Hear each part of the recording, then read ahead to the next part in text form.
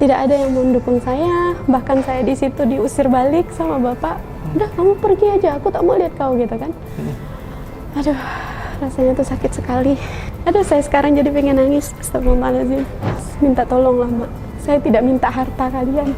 Saya tidak minta kalian bantu saya. Saya hanya minta doa dari mama. Mak, saya pilih Islam ini karena kalian. Saya ingin kita sama-sama nanti berkumpul di surga.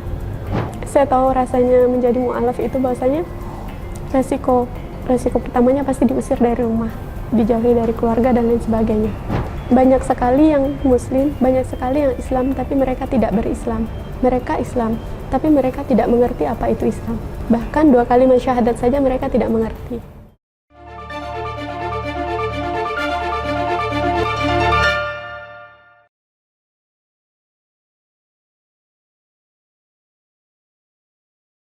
Ternyata bukan hanya barang-barang tadi untuk saya sholat yang dibuang, sayanya juga dibuang ke depan. Allah. Saya dan anak 4 ini dibuang. Jadi diusir dari rumah. Diusir hari itu juga? Hari itu juga. Lalu gimana waktu itu? Apakah langsung ya kita kan nggak tahu ya namanya, apalagi kakak seorang wanita kan. Ya, apakah waktu itu kan kebanyakan kalau orang debat kasus kayak gini nih pasti tak kemana-mana lah pikirannya kan. Apa yang kakak rasakan waktu itu? Yang saya rasakan waktu itu sebenarnya saya butuh pertolongan aja ya. Butuh pertolongan, oke. Butuh pertolongan. Jadi pas dibuang di situ tuh, barang kan udah dibuang semua. Sebenarnya kelihatan sekali ya kalau misalnya dibuang di depan rumah gitu kan, orang lewat-lewat itu kan keluar ke jalan itu kelihatan banget tuh iya. Barang kita tuh. Nah, di situ sebenarnya saya butuh pertolongan gitu, butuh perhatian gitu kan. Siap. Tapi Allah tuh baik, Allah tidak memberikan perhatian itu dari orang-orang yang lewat. Tapi Allah membiarkan orang itu seperti tidak melihat kejadian itu semua. Jadi di situ saya sedih sekali karena kenapa? Kok nggak ada ya orang yang peduli sama saya gitu? Kok nggak ada ya orang yang peduli sama saya gitu? Jadi di situ sebelum kita diusir di luar sebenarnya sempat ada, mohon maaf ya, dan lain sebagainya. Oke. Gitu. Siap. Jadi pakai meja dan lain sebagainya, kan saya bilang sama, kan saya ada asisten rumah tangga. Iya. Saya bilang sama asisten rumah tangga saya, anak-anak bawa dulu ke dalam, amankan, pastikan mereka tidak melihat kejadian ini apapun itu yang terjadi, kalian nggak usah keluar. Ya. Saya bilang gitu. Ini urusan saya sama dia. Jadi meja itu dipotong ke saya, jadi saya hanya diam aja gitu, karena kan saya yang salah ya. Ya. Tapi kalau dulu saya tidak berpikir saya salah, saya betul.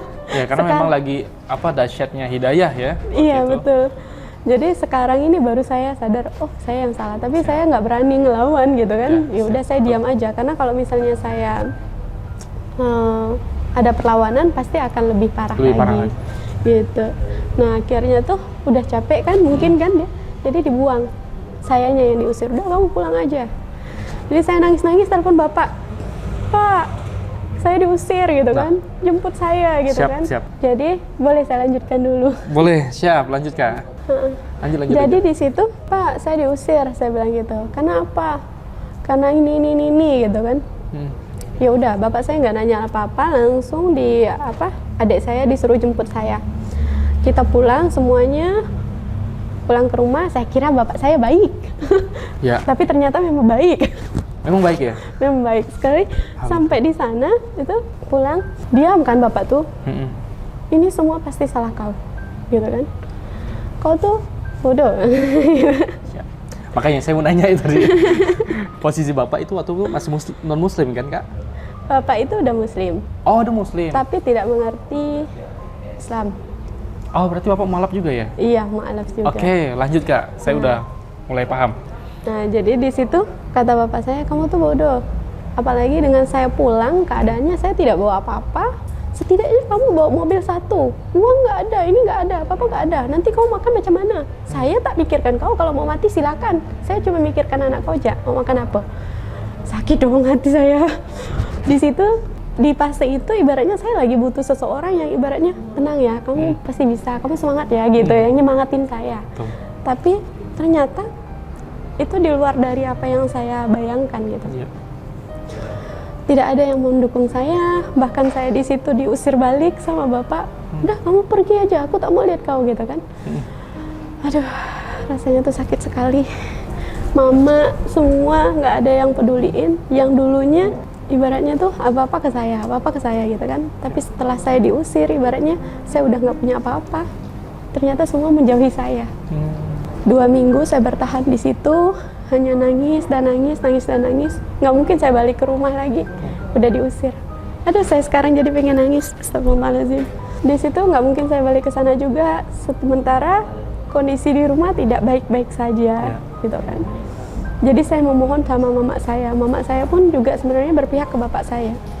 Mama, saya bilang, minta tolonglah mak, saya tidak minta harta kalian, saya tidak minta kalian bantu saya tidak minta support seperti yang kalian berikan kepada saudara yang lainnya gitu. Saya hanya minta doa dari mama, saya minta hanya support mama. Saya bilang gitu, hanya minta restu mama. Mak, saya pilih Islam ini karena kalian. Saya ingin kita sama-sama nanti berkumpul di surga. Saya bilang gitu. Jadi tolong, ridhoi saya, doakan saya, berikan semangat untuk saya. Saya tidak minta harta. Saya bilang gitu. Biar yang lain semuanya nggak mendukung saya, tapi tolong, emak dukung saya. Walaupun hanya emak yang dukung saya yakin, saya pasti masih mampu untuk berdiri, saya bilang. Jadi mama tuh diam aja. Lama-lama mama bilang gini, aku nih bisa apa? Aku doakan kau lah, mudah-mudahan Allah mudahkan. Kau balik aja lagi ke Pontianak, dia bilang gitu kan. Dengan ridho dari mama nih, restu dari mama, bismillah, saya balik ke Pontianak. Di situ saya ngekos, kosannya kecil. Kalau diukurkan itu hanya berapa ya? 2,5 kali 3, nggak sampai kayaknya, 2,5 kali 2 lah gitu ya. Dengan 4 anak. Makan di situ, minum di situ, tidur di situ, semua aktivitas di situ. Ditambah lagi 1 pengasuh saya. Karena kalau saya kerja nggak mungkin anak saya tinggalkan begitu aja. Anak saya masih kecil-kecil kemarin. Jadi kami pernah makan itu dikasih tetangga 2 piring untuk 5 orang. Saya pengen nangis jadinya. Seperti itu, makanya bismillah doa saya tahu rasanya menjadi mu'alaf itu bahwasanya resiko pertamanya pasti diusir dari rumah, dijauhi dari keluarga dan lain sebagainya. Setelah saya berhijrah, saya memberanikan diri karena ada rasa yang seperti ini. Saya melihat juga bahwasanya di tempat kami itu banyak sekali yang muslim, banyak sekali yang Islam tapi mereka tidak berislam. Apa maksudnya banyak yang Islam tapi tidak berislam?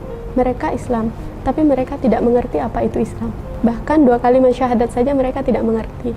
Untuk sholat 1 tahun sekali, hanya Idul Fitri dan Idul Adha, pun mereka syukur-syukuran. Jadi saya bismillah door to door, rumah ke rumah, untuk datangin mereka, mengajak mereka untuk belajar mengenal Islam. Itu untuk mualaf atau yang muslim, Kak? Yang saya datangi? Iya. Iya, mualaf semua. Mualaf semua. Oke, berarti saat ini masih seperti itu? Sekarang ada yang melanjutkan. Karena saya fokus belajar. Iya. Jadi di situ alhamdulillah saya door to door seperti itu. Ya. Ada yang ngusir saya, ada yang menghina saya, mencaci memaki saya, dan itu bukan orang jauh. Keluarga sendiri. Ada yang bahasanya seperti ini. Kalian yakin Lisa itu mengajarkan kebaikan sama kalian, mengajarkan Islam yang benar sama kalian? Sementara kalian tahu dia siapa. Masa orang bodoh ngajarin orang bodoh? Bahasanya seperti itu. Nah, jadi di situ tantangannya tuh tidak mudah sekali. Yang dulu juga bapak saya itu sangat menentang saya untuk memeluk Islam gitu kan, membela Islam, karena demi Islam ini saya meninggalkan semuanya. Saya rela untuk berpisah dengan papanya anak-anak. Saya meninggalkan semua, apapun itu, saya tidak membawa apa-apa karena kata papanya anak-anak, kamu boleh pergi memeluk Islam, pergi saja, tapi tidak boleh bawa 1 benda pun. Kalau mau bawa anak-anak silahkan. Jadi saya nggak bawa apa-apa, hanya bawa anak. Jadi harta saya itu anak-anak. Siap. Berarti komunikasi udah nggak jalan gitu?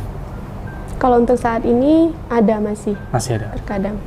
Iya, memang harus dijaga karena ada anak-anak juga kan? Karena anak-anak, Ya. hanya menjaga perasaan anak-anak. Kalau Ya. saya sendiri, saat komunikasi sama dia sebenarnya tidak nyaman, karena bahasanya selalu membuat perasaan saya tidak nyaman. Jadi terkadang saya buka chatnya, saya pejam, menjaga perasaan saya, agar saya tidak berpikir yang tidak baik. Oke. Seperti itu. Jadi, tapi demi anak-anak, kalau misalnya anak-anak mau ketemu, kan anak-anak belum bisa bawa kendaraan sendiri. Saya harus mengorbankan perasaan saya. Karena saya tetap harus mengawasi anak-anak, agar bahasa-bahasa yang dikeluarkan itu tetap terjaga untuk anak-anak. Oke, yang tidak baik boleh saya dengar, tapi untuk anak-anak mereka masih tidak tahu apa-apa. Ya. Yang salah, kalau mau disalahkan itu saya.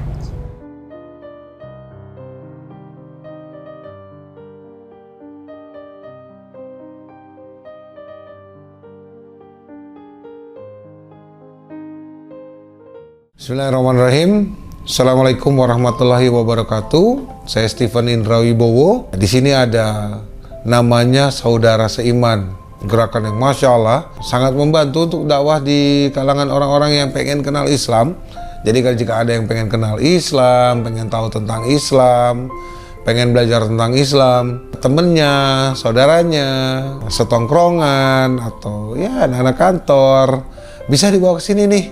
Bisa dibawa ke Saudara Seiman. Nah, tapi untuk membantu mereka, mereka juga punya rekening di Bank Muamalat.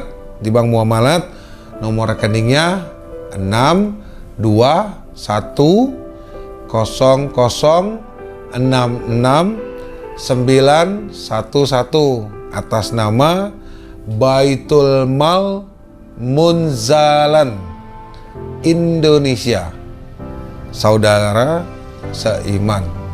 Insya Allah gerakan ini untuk membantu mualaf dan ikut juga untuk menyokong bagaimana orang bisa mengenal Islam, memperkenalkan Islam dengan cara yang hak. Insya Allah jadi amal jariah kita semua deh, termasuk antum semua. Nggak bisa nyumbang, nggak apa-apa, share aja, bagikan. Insya Allah bermanfaat. Mungkin antum nggak butuh hari ini, Anda nggak butuh hari ini, nggak apa-apa. Ada mungkin follower Anda atau tetangga Anda, saudara Anda, siapapun itu. Mungkin dia lagi butuh informasinya, sampaikan. Insya Allah nanti bermanfaat untuk orang banyak. Barakallahu fiik. Assalamualaikum warahmatullahi wabarakatuh.